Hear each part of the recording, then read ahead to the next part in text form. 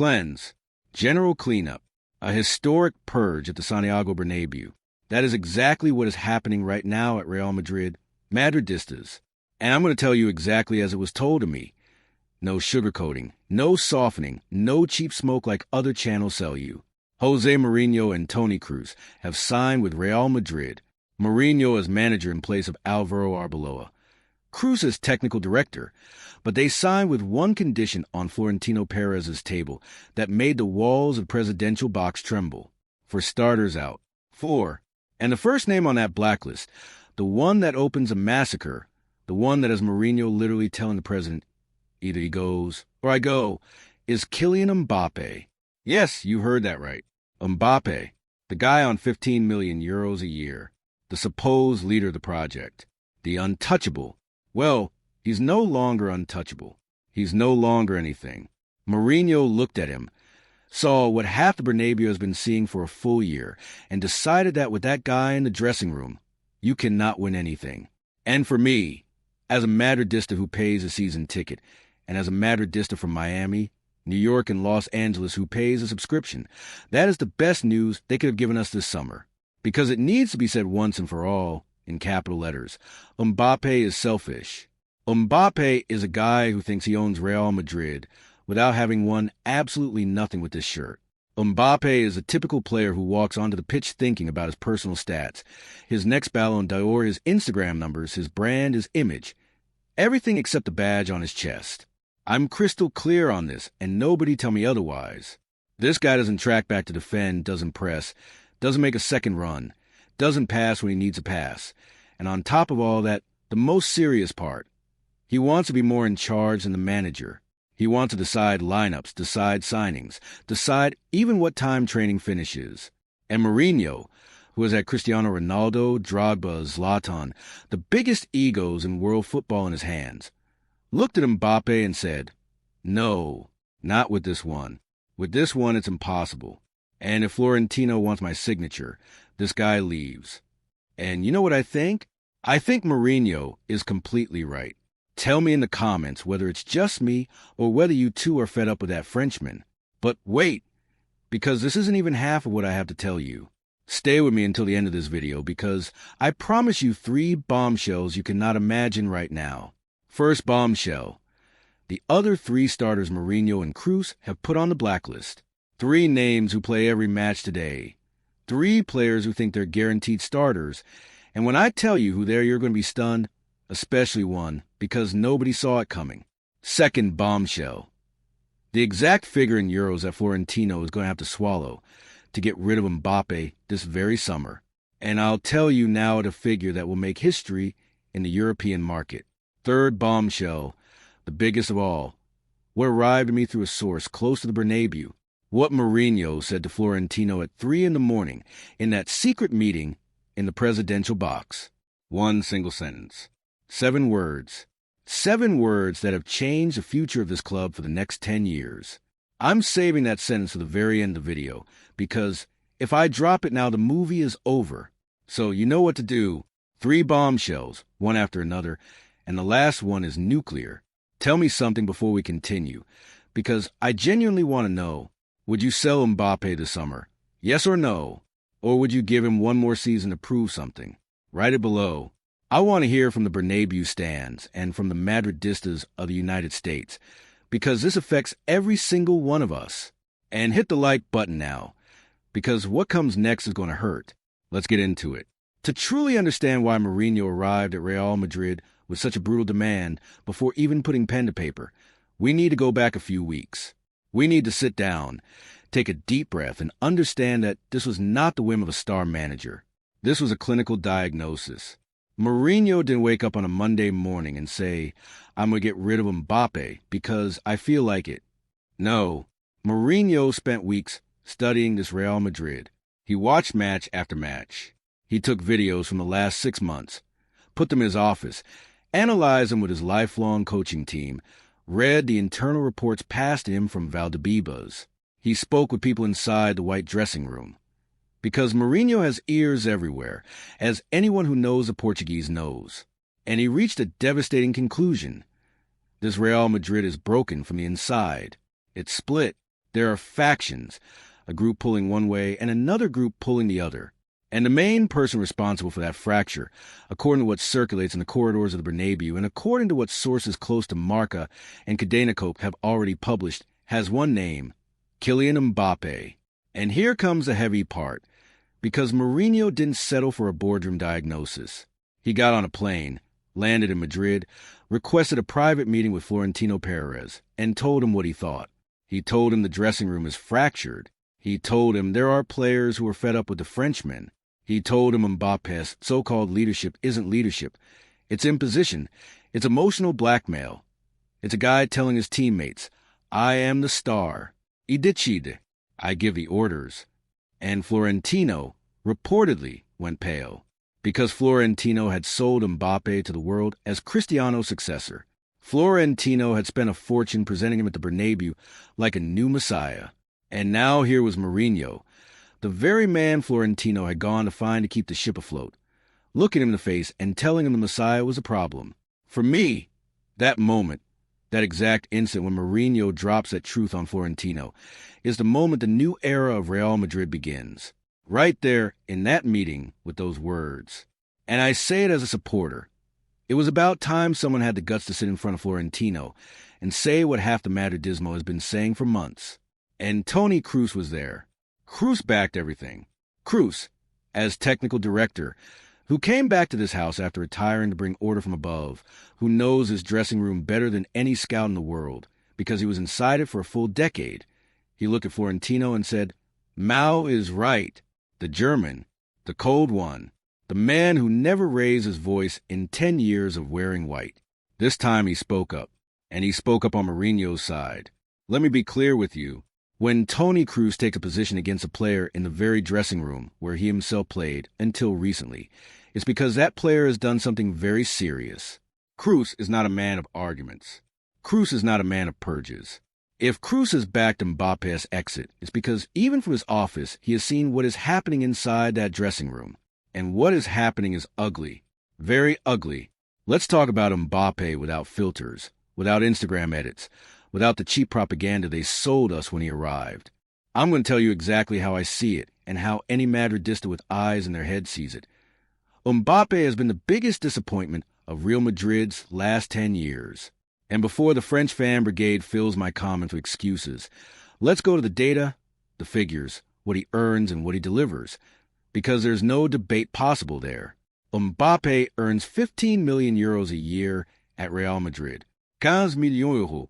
Net, not counting bonuses, not counting image rights, which he keeps entirely because that's how his mother negotiated it when she came to Madrid. 15 million euros a year for a guy who in the big matches, the matches that truly matter, those Champions Nights, those Clásicos, those quarterfinals and semifinals where the Real Madrid badge has to show up, that guy disappears, becomes invisible. I'm absolutely clear on this. Tell me, how many times have you seen Mbappe carry the team in a big match? Tell me in the comments. I can count them on one hand, and I have fingers left over. 15 million euros a year for a guy who scores 2 goals against a side that's already losing, and then hides when you need him to pull you out of the fire. It's a disgrace. I'll say it as many times as necessary. A disgrace. And it's not just about the money, though the money is already scandalous. It's about the attitude. Mbappe is the typical footballer of the new generation who has confused being a star with being a sultan. He arrives at training when he feels like it, trains at the intensity he feels like, leaves early if he feels like it. And if the manager says something, if the manager raises his voice by 1 millimeter, the Frenchman puts on that rich kid offended face and goes crying to president. That won't fly in the Mourinho era that is coming. I'll tell you that much. Mourinho would eat someone like Mbappe alive in a week. Mourinho doesn't tolerate sultans in his dressing room. Mourinho demands blood, sweat, tears, and discipline. And Mbappe doesn't give a single one of the 4. That's why the only way this works is if Mbappe leaves. And that's why Mourinho made it a non-negotiable condition. But wait, because it gets worse. Much worse. Because the dressing room situation is the most serious part of all. This is where we enter minefield territory, Madridistas. This is what happens behind closed doors. What they don't tell you at Monday's press conference. What only leaks when someone in the club's inner circle can't take it anymore and lets it slip. And what is being said about Real Madrid's dressing room over the last few months is courtroom worthy, according to sources. This has already been pointed to at El Chiringuito, dropped by people at Cadena Cope, and written between the lines at AS. Mbappe has a reputation for splitting dressing rooms. It's nothing new. It already happened at Paris Saint-Germain. It was already told in its day with Neymar. It was already visible when he was alongside Mauro Icardi. Mbappe is a guy who needs to be the boss of the dressing room. The only one. The one who decides who's in and who's out of the inner circle, who decides who gets the ball and who doesn't. And in a Real Madrid dressing room, with the history this club has, with the legends who have passed through here, that is a ticking time bomb. Imagine what it means for Vinicius Jr., who arrived here as a kid and built his name through suffering, to see a Frenchman arrive and want to be in charge from day one. Imagine what it means for a Bellingham, who gives his soul every match to keep Madrid where they belong, to have beside him a guy earning 3 times more who won't even track back to defend corner. Imagine what it means for a Rodrigo, who has accepted 1,000 times playing out of position for good of the team, to hear the Frenchman complaining in private every time the system doesn't revolve around him. For me, that dressing room has been crying out for a leader to restore order for a year. And for me and for half the Bernabeu, Mourinho is exactly that leader. The Portuguese will not allow a single out-of-line gesture. He will not allow a single act of disrespect. He will not allow any footballer, no matter how big a star they think they are, to try to ride roughshod over the coaching staff. And that's exactly why the first thing Mourinho did, even before signing, was to cut off the head of the problem. And the problem, like it or not, has a French first name and a French surname. And you know what's even stronger? It is said, and I launched this as rumor, let that be on record, not as fact, that in recent weeks there have been more than one serious confrontation inside the white dressing room between Mbappe and some very heavyweight teammates. Arguments in training, long faces in the tunnel, players who no longer pass him the ball when he calls for it. And that, my friends, is the beginning of the end. When a dressing room shuts you out, when your own teammates stop looking for you, you're dead as a footballer at that club. And Mbappe is already dead at Real Madrid. The only thing is he hasn't realized it yet.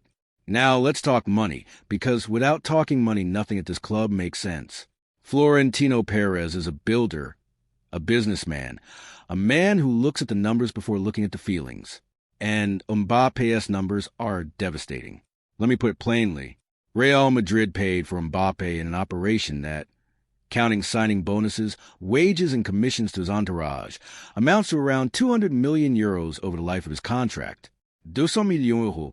To put that in perspective, with 200 million euros, this club could have signed 2 world-class strikers and had money left over for a center-back. 200 million euros thrown at a player who performs at half speed, doesn't identify with a badge, and on top of it all breaks the dressing room. And I ask myself, Madridistas, and I'm asking you directly in the comments, can anyone in their right mind defend that investment? Can anyone look at the camera and say those 200 million euros were well spent? I can't, and no one in the Santiago Bernabeu can say it either. No one in Miami, no one in New York, no one in Los Angeles. 200 million euros for this is a national embarrassment. Now, the million-dollar question, how much can Mbappe go for this summer? According to sources close to the club, Florentino wants to recover at least 180 million euros for Frenchmen. And here Mourinho steps in with his trademark pragmatism, telling Florentino to forget that figure, that in today's European market, with Mbappe's image as damaged as it is, nobody is going to pay 180 million euros for him. He has asked Florentino to bring expectations down to 120 million euros, which is what a club like Manchester City, Liverpool, or even Paris Saint-Germain, yes, his former club, who according to rumors would be open to a historic reunion, could realistically pay. And here's my opinion, delivered with every drop of Bernabeu blood I have. Even if Florentino has to swallow losing 80 million euros on the sale, compared to what he spent, it has to be done. It has to be done because the 80 million you lose, on paper you gain back on the pitch. Because a healthy dressing room is worth infinitely more than a poison one, even if it has a marketing name in the shop window, because the piece of the group cannot be bought with all the money in the world. Let him go for 120 million. Let him go for 100 if necessary. But let him go. And now, Madridistas, we get to the block many of you have been waiting for. I promised you 3 bombshells. I promise you the names of the other 3 starters Mourinho and Kroos want out of Real Madrid this very summer. We're getting there, but not quite yet. I'm going to make you wait just a little longer, because before I drop those names, you need to understand the full context of the massacre that is coming. You need to understand what kind of Real Madrid Mourinho wants to build. Because if you don't understand that, the 3 names won't click the way they need to.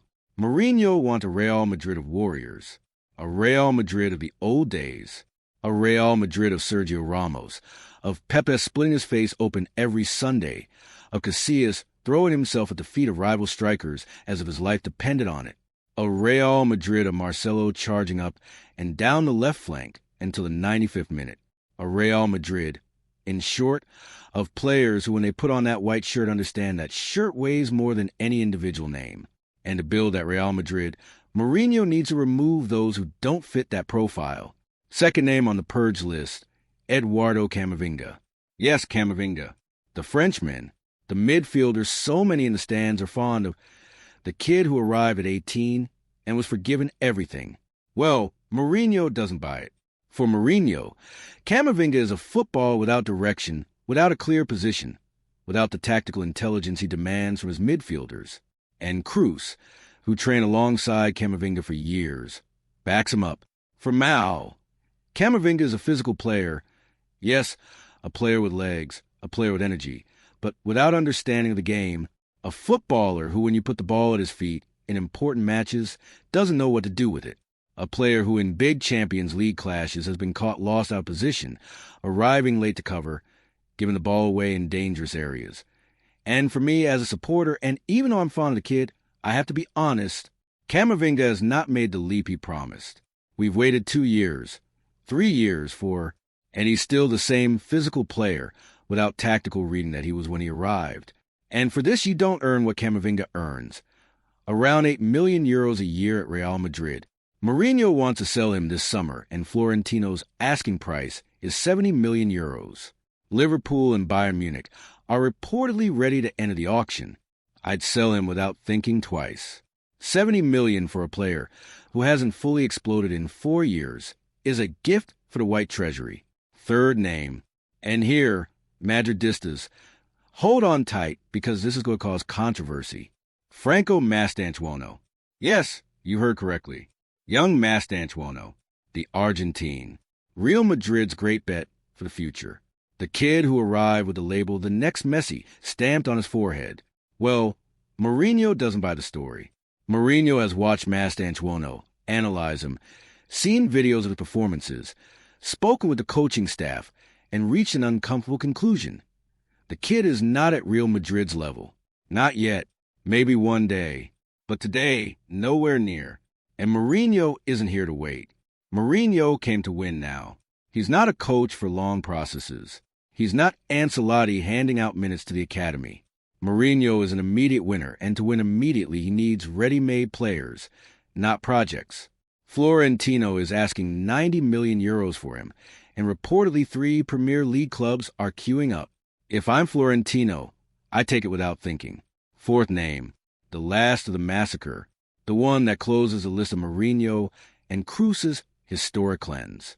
And here, Madridistas, you're going to be floored because it's the name you least expected. Fran Garcia, the left back, the Madrid boy, the academy kid, the supposed pride of club's youth system. Well, Mourinho doesn't want him either. Fran Garcia is a discreet player, discreet in defense, where he gets caught out time and again, discreet in attack, where his crosses into the box are among the worst in the squad, discreet in personality, because we've never seen him grab this team and drag it forward. And Mourinho, who needs a world-class left-back to compete in the Champions League, looked at Fran Garcia, shook his head and said, "Not this one." His price, 15 million euros. So there you have all 4 names of Mourinho and Kroos' historic cleanse at Real Madrid. Kylian Mbappe, Eduardo Camavinga, Franco Mastantuono, and Fran Garcia. For regular starters, for squad fixtures, for footballers who play every weekend and who next summer could be packing their bags for another club. Now, let's talk about the other side of the coin. The untouchables of the new Real Madrid. First untouchable, Vinicius Jr. Mourinho has been crystal clear with Florentino. Vini doesn't get touched. He stays, and he will be the reference point of the white attack. Vinicius gives everything on the pitch, fights for every ball, gets up off the floor 30 times a match, and comes back for more.